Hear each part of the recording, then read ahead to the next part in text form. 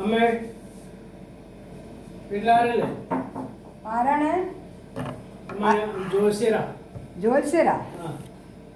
കൈരേഖ നോക്കണം ജോത്സ്യരാ. കൈരേഖ ജ്യോത്സ്യല്ല, അതിലൊന്നും എനിക്ക് വിശ്വാസമില്ല. വേണ്ട, പോയിക്കോളൂ. ഇല്ലമ്മ ഒരു പ്രാവശ്യം നോക്കിക്കോളൂ. എനിക്ക് വിശ്വാസമില്ല അതിലെ. ഇല്ലമ്മ ഒരു നല്ല കാര്യം പറയാനാണ് ഞാൻ വന്നതാ. ശരി, ഇത്രയും പറയല്ലേ എനിക്ക്. നോക്കട്ടെ. നമസ്കാരം. നമസ്കാരം. അമ്മ എൻ്റെ പേര് രമേശാണ്. ഞാൻ ഇമയമലയിൽ അവിടെ താമസം വരുന്ന അവിടെ നിന്ന് വന്നതാണ്. ഞാൻ ഒരുപാട് ഈ ഏരിയ അവിടെ ചുറ്റിക്കൊണ്ടിരിക്കുന്ന ആളാണ്. ഇന്ന് നമ്മുടെ ജക്കമ്മ ഇവിടെ അമ്മ കാണാമെന്ന് എന്നോട് പറഞ്ഞു വിട്ടതാണ്. അതുകൊണ്ട് ഞാൻ വന്നതാണ്.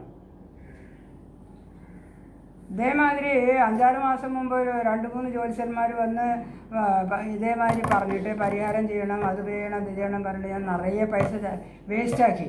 ഇതുവരെ പൈസ വേസ്റ്റായി എന്നല്ലാതെ ഒരു കാര്യം നടന്നിട്ടില്ല. എനിക്ക് പ്രോബ്ലം കൂടുതലാവുക ചെയ്തത്.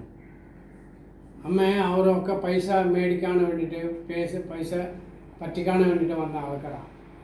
അമ്മ കണ്ടിട്ട് അങ്ങനെ ആൾക്കാരാണ് കണ്ടിട്ടുണ്ടാവും. ഈ ജാതകം ഉണ്ടാവും. ഈ ജാതകമൊക്കെ പഠിച്ചിട്ടാണ് നമ്മൾ ഇങ്ങനെ ജോത്സ്യനെ നോക്കാൻ വന്നത്. അങ്ങനെയാണ് നമ്മൾ ചെയ്യുന്നത്. അമ്മയ്ക്ക് വിശ്വാസം ഉണ്ടെങ്കിൽ പൈസ കൊടുക്കണ്ട. എൻ്റെ ഫീസ് 100 രൂപയാണ്. അവന്മാരെ എത്ര മേടിച്ചത് എനിക്കറിയില്ല. പൈസ കൊണ്ടിട്ട് സുറ്റുന്ന ആൾക്കാരാണ്.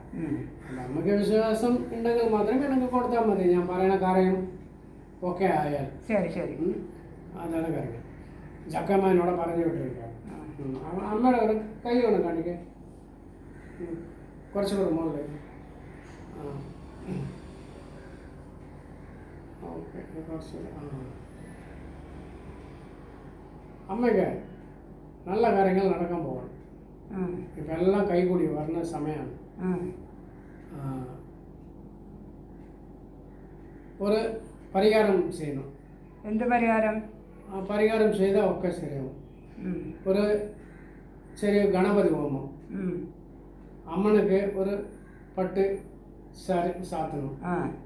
പിന്നെ ഒരു 10 ആൾക്കാർക്ക് അമ്പലത്തിൻ്റെ അടുത്തിട്ട് ഒരു അന്നദാനം ചെയ്താലേ അമ്മ വിചാരിക്കുന്ന കാര്യമൊക്കെ നടക്കും.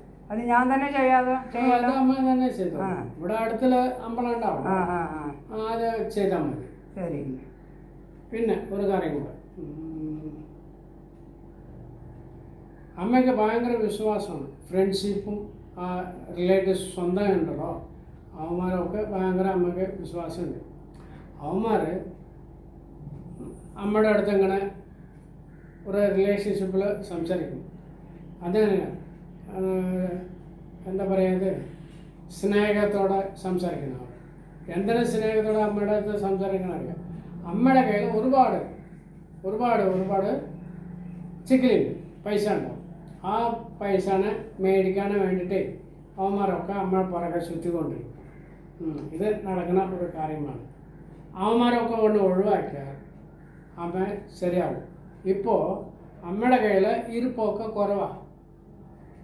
അതുകൊണ്ട് സ്വന്തങ്ങൾ മറ്റേ ഫ്രണ്ട്സ് അവരൊക്കെ അമ്മയുടെ അടുത്ത് വരുന്നതൊക്കെ സ്റ്റോപ്പാക്കി. കണ്ടിട്ടും കാണാതെ അങ്ങനെ പോവും. നമ്മൾ വിളിച്ചാൽ അവർ നോക്കാതെ പോവും. അങ്ങനെയാണ് കാര്യങ്ങൾ നടന്നുകൊണ്ടിരിക്കുന്നത്. അമ്മ മാത്രം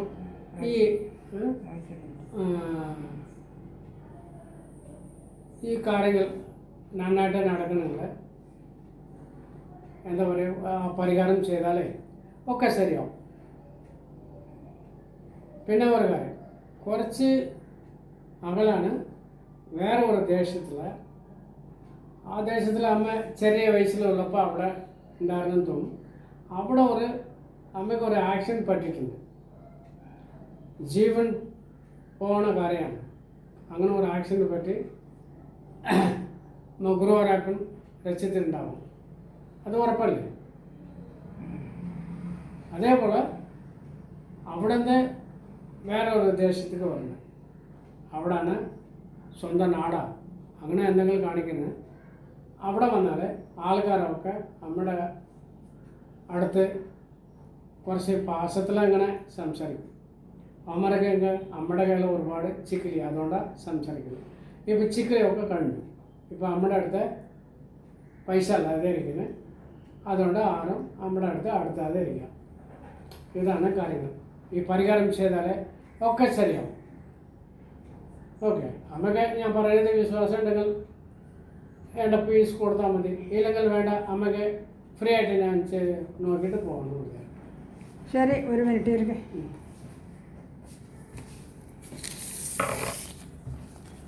ഇത് വെച്ചോളൂ കയ്യിലിപ്പോൾ.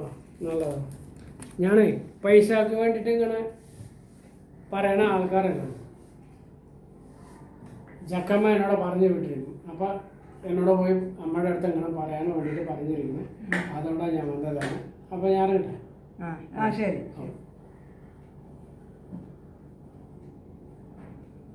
ഈയിടെ പറഞ്ഞതൊക്കെ ശരി തന്നെയാണ്. എൻ്റെ അനുഭവം കഴിഞ്ഞ കാര്യങ്ങൾ പറഞ്ഞത്. ആക്സിഡൻ്റ് ആയതും ശരിയാണ്. ഞാൻ നോർത്ത് ഇന്ത്യയിൽ വർക്ക് ചെയ്യുമ്പോൾ ബൈക്ക് വന്ന് ഇടിച്ചിട്ട് ഞാൻ മരിച്ചു പോകേണ്ടതായിരുന്നു. അത് നടന്ന് ഞാൻ വീട്ടിലാരോടും പറഞ്ഞിട്ടില്ല. അവരെല്ലാം പേടിക്കുന്നു വിചാരിച്ചിട്ട്. നാട്ടിൽ വന്നിട്ട് അച്ഛനും അമ്മയോടും പറഞ്ഞിട്ടില്ല. അവിടെ എല്ലാവർക്കും അറിയാം. എല്ലാം കഴിഞ്ഞ കാര്യങ്ങളൊക്കെ ശരിയാണ്. എനിക്ക് ഭയങ്കര ചതികൾ പറ്റിയിട്ടുണ്ട്. നോർത്ത് ഇന്ത്യയിലും പറ്റിയിട്ടുണ്ട്. ഒന്നും പറയാൻ പറ്റില്ല. പറ്റിയിട്ടുണ്ട് എനിക്ക്. അപ്പോൾ അയാൾ പറഞ്ഞത് ശരിയാണ്, എനിക്കും തോന്നുന്നുണ്ട്. അതുകൊണ്ട് അയാൾ പറഞ്ഞ പരിഹാരം ചെയ്ത് നോക്കാമെന്ന് ഞാൻ തീർച്ചയായും ചെയ്ത് നോക്കാം.